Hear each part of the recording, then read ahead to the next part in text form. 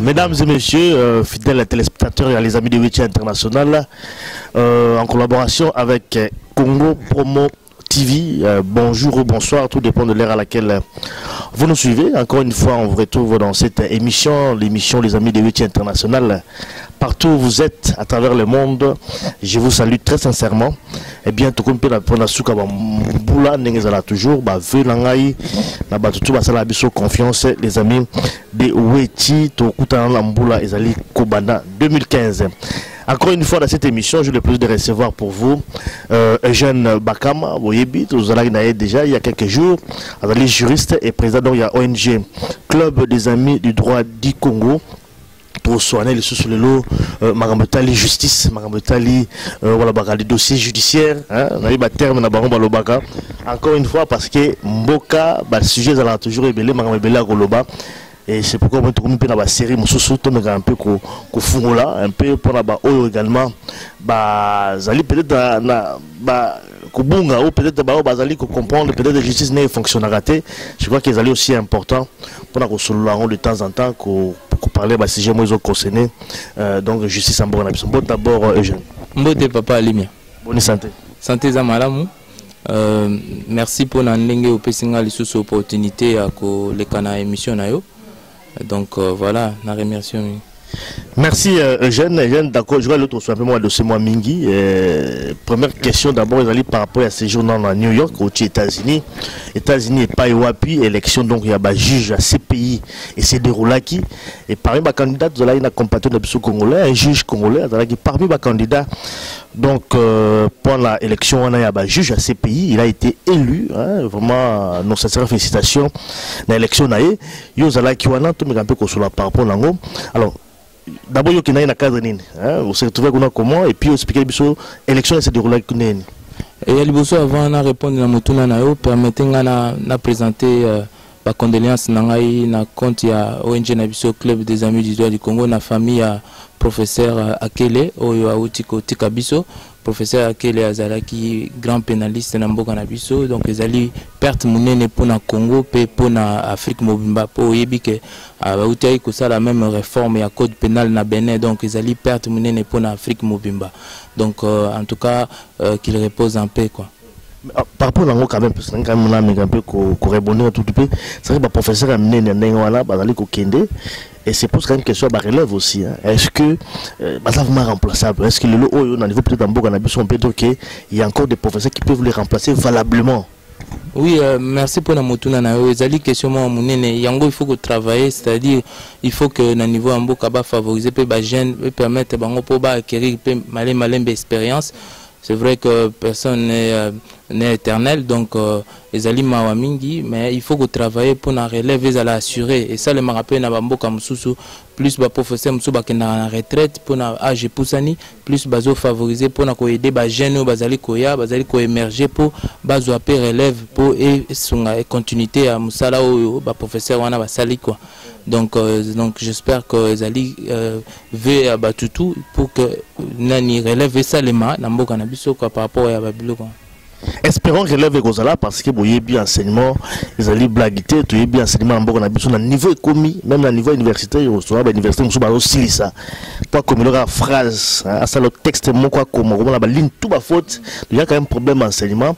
Donc tout ça vraiment vraiment inquiet par rapport à relève surtout ba professeur bazali vraiment digne, on va passer cours na ba ndenge mo elongo ba ni ba na biso ba me un peu ko ba connaissance tout a besoin pour que bon na biso et avancer. Alors tout comme quand même la dossier na biso par rapport à l'élection, donc il y a un juge à CPI. Expliquez d'abord le contexte nous allons et puis bon il est quand même. Merci beaucoup pour la motuna nao. Donc na kenaki na compte il y a Club des Amis du droit du Congo, ils allaient ONG à droit de l'homme, donc tous allés membres de la coalition internationale et ONG pour la CPI. Donc yango tozalaki kuna pona ko participer na 13e session assemblée des États partis sur la CPI. Les États partis ça veut dire ba état oyo bazali ko soutenir oyo ba ratifier statut de Rome donc ba lisanga ba état na nyoso to ba kutana ki pona notamment na ordre du jour ezaki ko élire 6 juges ba kokaki ko sa musala na CPI Et donc critère à liboso ezali eza que il y a la liste A et la liste B, c'est-à-dire la liste A ezali ba juge oyo bazana ba compétence sur le plan il y a pénaliste, hein, donc droit pénal, et puis liste B ezali ba candidat oyo bazana ba compétence na ba domaine mususu etali droit international. Et donc juge na biso ya Congo, candidat ya Congo azaki na liste B. Et donc élection bandaki ti 10e tour des juges na biso ayo kozwa 10e tour ti na 10e tour zaki matata ezaki facilité, donc campagne ezaki makasi parce que il y avait beaucoup de candidats. Bah électeur oui électeur oui ça ba état mutu bazo élire ba juge. Et donc pour na kozala juge il faut ozwa 2/3 ya ba votant, c'est-à-dire il y a état il y avait 116 états, donc il fallait ozwa au kokisa 2/3 ya ba voix pour ozala éli juge. Yango moni ke zaki facilité parce qu'il faut convaincre ba état wana, il faut ça campagne, donc place wana des forces à diplomatie zala. Donc il faut que parce que ba candidat, il faut que je souligne ba candidat bazali soutenu par ba état na bango. Et donc candidat na biso pe soutenu par le Congo. Bon diplomatie na biso c'est le maki yango monaki que bazala ki wana pona soutenir ye pona campagne. Et là on a le bazape que bon na niveau africain il y avait plusieurs candidats africains. Et problème à Maka c'est qu'il y avait certains états qui désistaient, notamment Bénin, alors que candidat Congo azaki na ba voix ébélé, et que izaki malamu mingi pona kotike la candidat Congo pona tous en Afrique za na chance ya kozana na candidat moko azala élu.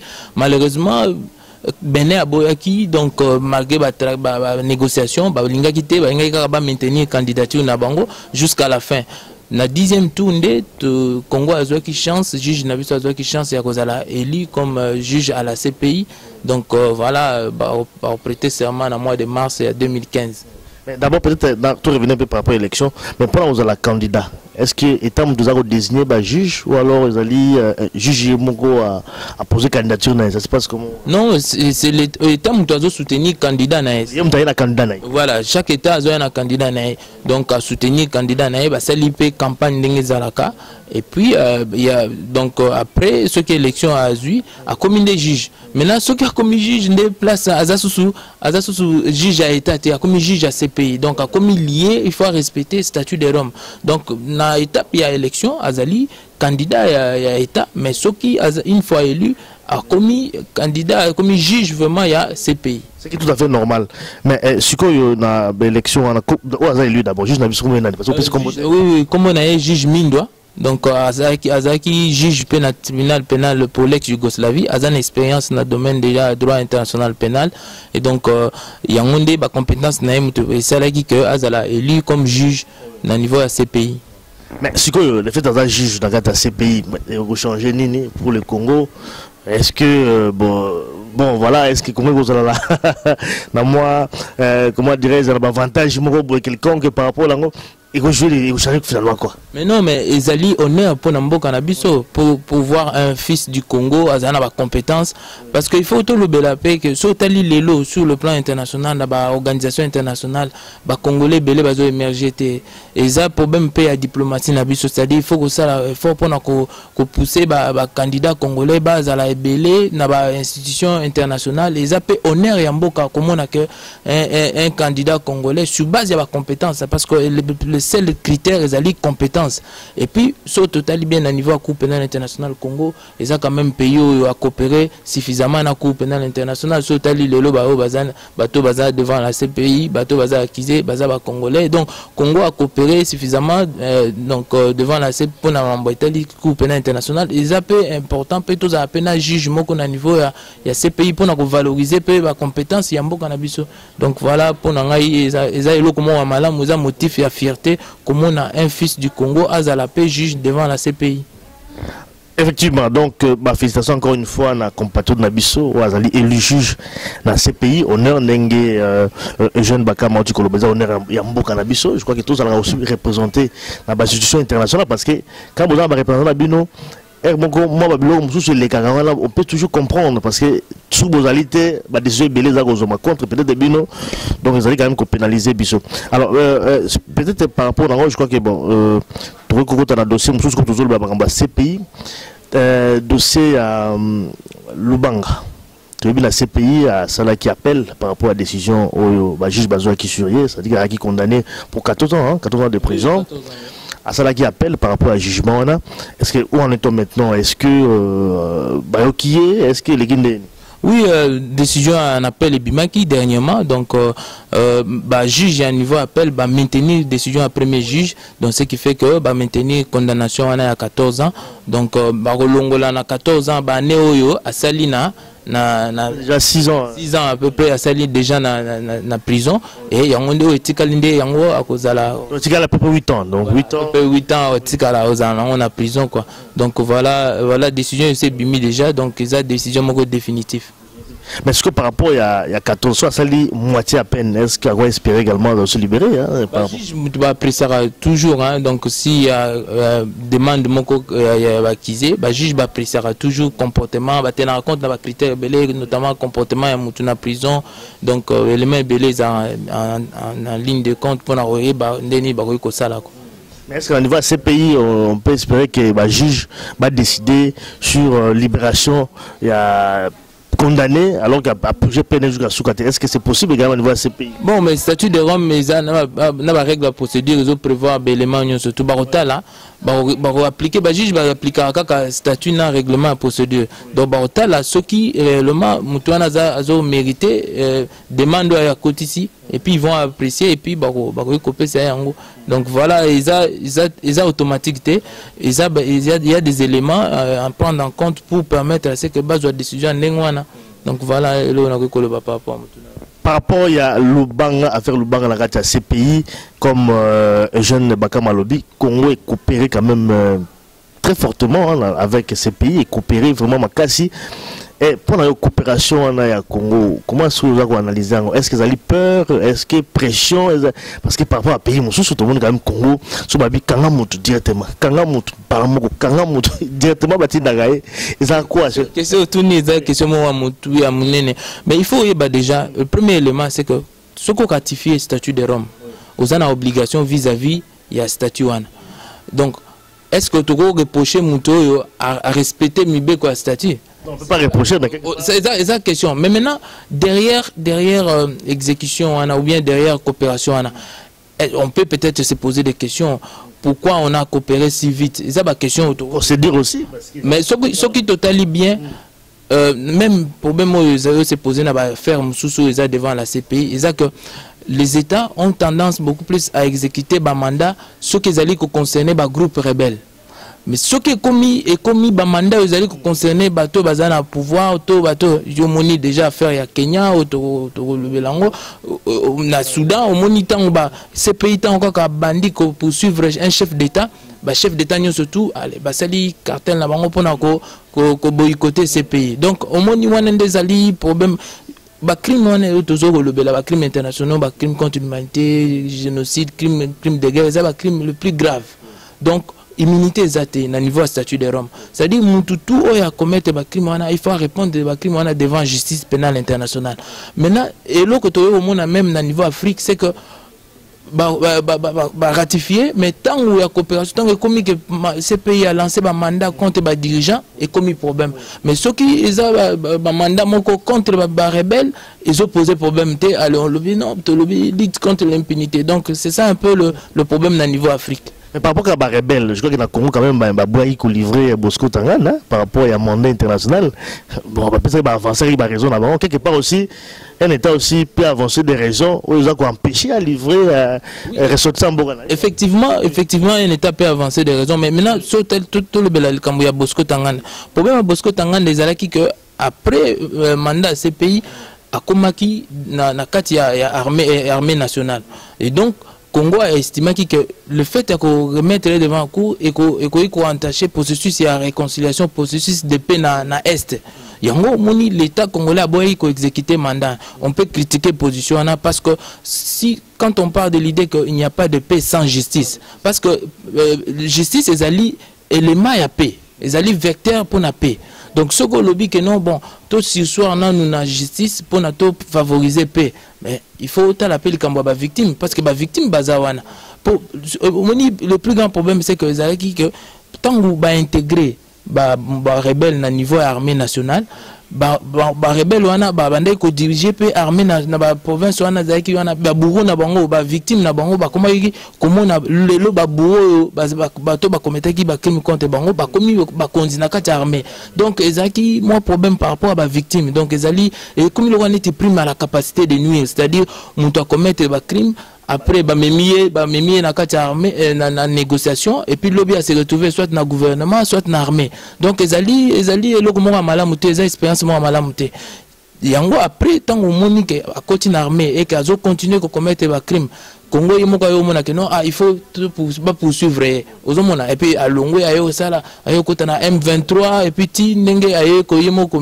ko se livrer devant la CPI. Voilà un peu par rapport à CPI, mais comme toi toujours dans CPI, on va revenir sur dossier à présent à Kenya, où on a également poursuivi au niveau donc il y a CPI, mais tout l'année quand même on a bien information que mec en tout cas comment dirais-je quoi abandonner poursuite voilà. Comment peut-être analyser en haut, est-ce que c'est parce qu'il y a comme un chef de l'État ou quoi? Pourquoi on a abandonné?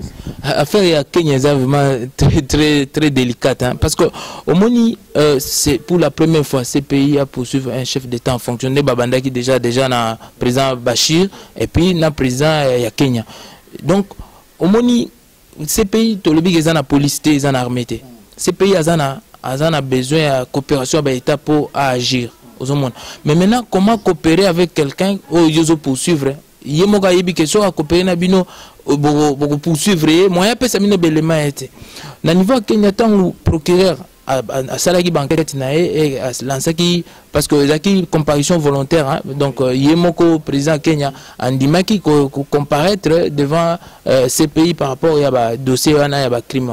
Maintenant, ce que tu as niveau et que procureur avec un élément de preuve et que témoin il y a procureur certains témoins qui na Kenya et comment qui problème parce que témoin wana mususu se rétracter peut-être qui corrompu ou bien soit qui menacé ce qui fait que procureur a perdre élément de preuve donc procureur a meki ko analyser ce qui na phase de procès nous risqué que na perdre le procès et quitter le président Kenyatta. Yango a décidé qu'il a abandonné la poursuite parce que à perdre le roi net dans la boxe à perdre ronde mais à perdre le combat parce que ce qui a abandonné la poursuite et qu'il peut permettre sous à poursuivre ce qui a comme un élément de preuve. Ok, d'accord, donc il peut encore revenir sur ça. Oui, soit comme un élément de preuve, soit comme un élément de preuve, à quoi il y devant le juge pour nous senga sous. Maintenant, ceux qui ont dit qu'il y a un procès et qu'il y a un élément de preuve, bah quitter le président Kenyatta, dans le principe à droit non bis in idem, c'est-à-dire on ne peut pas juger quelqu'un deux fois pour le même fait, donc il y a aussi l'emballement. Donc c'était je pense que c'était nécessaire n'engue procureur a une décision à quoi abandonner quitte à voir ce qui a eu l'élément de preuve à quoi il devant le juge pour ouvrir le dossier tout ça donc mais le problème est allé par rapport à la victime parce que la victime a quand même été abandonné parce que ce talibien baza peut menacer les sous pour bateau va témoigner qui n'a pas abandonné cause là baza déçu parce que justice est limité donc maintenant espérons que procureur a quoi cause l'élément de preuve va en besoin pour que dossier à la et la source au niveau de la CPI maintenant wana il faut futur mutogoye bisabiso pour l'instant dossier à la wana et la libongo donc on verra bien mais et les sommes à tirer à niveau Kenya zali que les lots moni est un mauvais exemple parce que mon toit a poursuivi sur à la chef d'état ou à ça nini à ça la président Kenya ça qui a menacé ba victime ou ba témoin ou a bloqué à coopérer parce que les lots on a constaté la non-coopération à Kenya par rapport à l'affaire à Kenya. Maintenant, sanctions exactes. Donc, ni l'Assemblée des États partis à sanctionner, ni même ni couteau lié à Mambana, parce que l'Assemblée des États partis à ces pays compétentes par rapport à la situation. Mais il n'y a pas de sanctions par rapport à un État qui ne coopère pas. Donc, voilà un peu le constat à niveau affaire à Kenya. Les constats par rapport à l'Angola, est-ce que ça pose une question, il y a crédibilité quand même, il y a ces pays par rapport à l'Angola, est-ce qu'on peut donner quand même crédit à la Cour pénale internationale? Moi, effectivement, il faut donner crédit parce que le juge pour l'Angola est indépendant. Sauf que les Monique, kitaki ngunjolo po ba estimaki que l'élément de preuve au procureur mais là bango et quoi était ko permettre bango ba condamner ngunjolo au-delà de tout doute raisonnable parce qu'il faut que na niveau CPI standard ba élément de preuve ça likolo makasi c'est-à-dire ceux qui réellement ba juge ba estimer que ba na élément nyo surtout de preuve ba condamner mais ceux qui baza na ngote ils vont pas condamner parce que ba ebi que il faut peu baza lié na statut de Rome ils peuvent pas condamner quelqu'un comme ça sans que l'élément de preuve ça là maintenant problème à crédibilité et ça peut lier le fait que campagne il y a makasi c'est le mec qui est à niveau africain parce que il faut le bango c'est qu'il y a campagne moko c'est le mec qui pour nous discréditer travail à court pendant l'international biso peut critiquer rapper court notamment parce que dans ces pays il y a plusieurs parties il y a les procureurs il y a les juges aux hommes maintenant tant que à ces pays on mélange tout le monde aux hommes sotali biwa procureur azo mener banquette on a critiqué Biwa procureur par rapport à l'enquête. Monsieur Salman Neti à Bukavu, si le lot, crime à Kunda, le procureur a lancé un mandat et tout ça, on a critiqué le procureur. L'affaire à Lubanga, critiqué le procureur, c'est que à se limiter quand on a crime moko alors que le Lubanga commettait qui peut mettre banini, mais c'est limité quand on a enrôlement d'enfants soldats. Donc, il y a problème, il y a stratégie à poursuite, il y a Biwa procureur. Surtout na Kenya. Azaki na ba témoin à charge mais ba témoin tant que bazaki na sur le plan territoire ya Kenya ezaki peut danger comment on protéger ba témoin wana so bazaki en dehors ingeza la paix facile pour na bango mais le quoi bazaki sur le plan national ingeza difficile pour na la sécurité ba témoin na ba victime donc il y a problème quoi. Ça c'était un problème par rapport à l'ango mais suite également il y a bando il y a poursuite contre le président Kenya, tout le monde a quand même intervention à Museveni, président Ouganda. On a quand même demandé à ce que les pays africains se retirent dans ces pays, carrément se retirer. Donc pour aller, ces pays allaient contre Bango, donc il faut carrément qu'on et puis qu'on s'occupe de la magamate. Comment vous comprenez cette déclaration? Parce que le but tout à l'heure, le chef de l'État puisse se protéger. Mais le fait de salir la déclaration, est-ce que a suivi? Est-ce que la déclaration, on peut prendre ça en considération? Oui, il y a des déclarations qui n'engagent que Moko Nenge à Salakiango parce que Salakiango na 54e anniversaire il y a indépendance il y a Kenya Tanzanie kuna à lobby que bon il faut ba état news à côté de sa motion moko na mois de janvier na réunion na bango ba sala na Addis Abeba pour na osenga ba état news surtout il y a l'État africain va se retirer dans ces pays. Mais il faut tout relever le moko. Il y a quand même moins hypocrisie. Ce côté là na Ouganda na affaire à Ouganda parce qu'affaire à Ouganda pèse qui devant la CPI. Le président ougandais a utilisé qui peut les coups comme menace par rapport à un mouvement rebelle. Tant que Koni na mouvement na ya LRA. Tant Ouganda a ratifié le statut de Rome, il y a une menace par rapport à Koni tout ça et puis le mandat au CPI a lancé qui compte Koni. Maintenant après Ouganda a CPI a suspendre la poursuite contre Koni parce que Koni il fallait aller à la table de négociation. Donc on essaye un peu d'utiliser la cour quand ils sont favorables na yo. Donc ils ont quand même moi ils ont normalité donc et puis comme il y a un retrait collectif il y a État chaque État est souverain. Aucun État va regarder le président Museveni à le battre. Non, tous les États africains balongent dans ces pays. Donc, ils ont des décisions moko ya État ou a estimé que non bon pour nangai na ningi na longwa comme les traités internationaux na ko longwa pe na traité. Cette décision souveraine, il y a un État, c'est pas un autre État qui doit demander à l'État non, tout au long dans ces pays. Voilà un peu ce qu'on peut dire par rapport à la déclaration. Déclaration de Museveni a engagé Kakaye, donc on dit menace comme la Bango. Je vois que pour la population quand même, tout le monde africain comme en général, ces pays là. Pour poursuivre quand même le chef de l'État c'est qu'on comportait malamité vis-à-vis de la population de Bango. Alors, toi aussi, c'est quand même dossier au Congo. Condamnation, il y a un colonel, un colonel 106. On a habité pourquoi sur nous en 106. Il a été condamné donc pour crime contre l'humanité. Commenter nos années par rapport à la condamnation, il y a colonel, est-ce que on peut penser que qu'on résout le problème au Est parce qu'il a été comment dirais-je, beaucoup plus implanté dans le niveau il y a Sud Kivu. Est-ce que problème on a paix président l'autorité congolaise mérite toujours que le par rapport à Bosco Tangana. Est-ce que tu penses qu'une telle condamnation est qui a amené paix dans Boga? Non, condamnation est un soulagement pour la victime.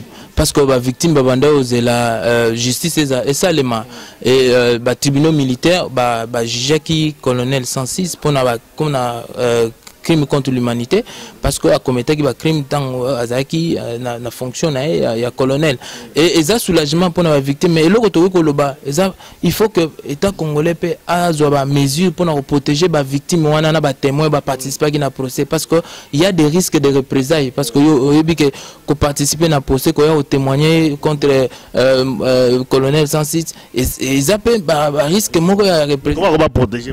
Non, et cause de la relocalisation il y a victime na ba témoin et cause de la mesure de protection avec la force de l'ordre ba mesure que c'est belé qui permettent pour protéger ba témoin na ba victime ou ba participer na procès parce que ceux qui botiki bango bongo et ça malamu mingité parce que so tali bien to mususu edaki o participer na ba crime baza mususu baza libre tant ba yoki que yo victime moko boye participer na procès parce que ba mesure seulement qui pour protéger ba victime notamment ba bandaki ko témoigner dans le local moko ezaki pembeni donc pour éviter que ba témoin na ba reconnaître bon mais il y a quand même peut-être des moyens monsieur seulement qui va reconnaître les témoins la victime donc il faut ma mesure moi que seulement pour empêcher que base subir ba représailles il y a 106 mais là comme sous paye à mutu ya ezali maintenant que condamnation na paye bazo condamné par état congolais donc parce que ça solidaire par rapport à crime mais il faut que l'état congolais peut exécuter condamnation c'est-à-dire à réparer à aider pour la réparation à la victime. L'état congolais jamais il faut que encourager l'état congolais à foutre la condamnation le juge va décider pour la victime mais ça peut le moins motuya pour la victime parce que c'est vrai que le n'a jamais remplacé la souffrance au bango ba subir mais au moins ça est le comment permettre bango pour développer se remettre dans la vie petit à petit donc voilà je pense que ce serait important le lot que l'État congolais a exécuté la décision à justice ou ils a rendu par juge Naemoko. Ça c'est vrai nous l'État congolais a exécuté la décision à justice mais le fait que l'État a refusé comment est-ce qu'on peut mettre une pression à un État exécuter finalement la décision internationale? Non, président l'État est souverain donc ça y est justice Naemoko ou ça la pression il faut peut-être volonté quand il y a État pour qu'on développer même un plan un projet pour la victime ou qui affecté dans le crime notamment beaucoup ça la monument la mémoire et ça élément où il permettre la victime base à la resocialiser dans la société donc l'état congolais ko ça la moyen belé pour permettre la victime base à la réintégrer dans droit na bango quoi donc voilà le togolo pour l'État congolais quand même ils ont la responsabilité dans je crois que ceux qui jugent la décision l'État aussi a la responsabilité il faut quand même qu'on applique quand même je crois que un état de droit c'est ce qu'on appelle un état de droit et qu'on va condamner par rapport à l'état de droit je crois que l'autorité en Boga Nabiso on a vraiment à mesure à prendre des décisions adéquates pour que justice vraiment la Boga Nabiso ils ont vraiment un niveau moyen madame en tout cas la souka jeune Bakama il y a émission Nabiso à l'élo pour parler sur la justice il y a peut-être la souka Loba ou Bagisa pas tout cette émission Nabiso à l'élo non on a remercié Bino pour la opportunité à le cas pour nous expliquer tous les secondaires les lots comme un juge dans ces pays et ça vraiment fierté pour nous que mon amboka a compétent à apporter contribution à un développement à la justice pénale internationale donc parce que ceux qui le Belika Congo batala kaka non ba crime donc ça malamu mingité il faut payer tous à la peine le Congo ah non il y a un juge congolais ils appellent motif à fierté pour Namboka Nabiso donc on a présenté ba meilleur venanga na bateau nyonso ba Rolanda biso donc voilà merci Eugène Bakama et puis on se retrouve très prochainement merci beaucoup.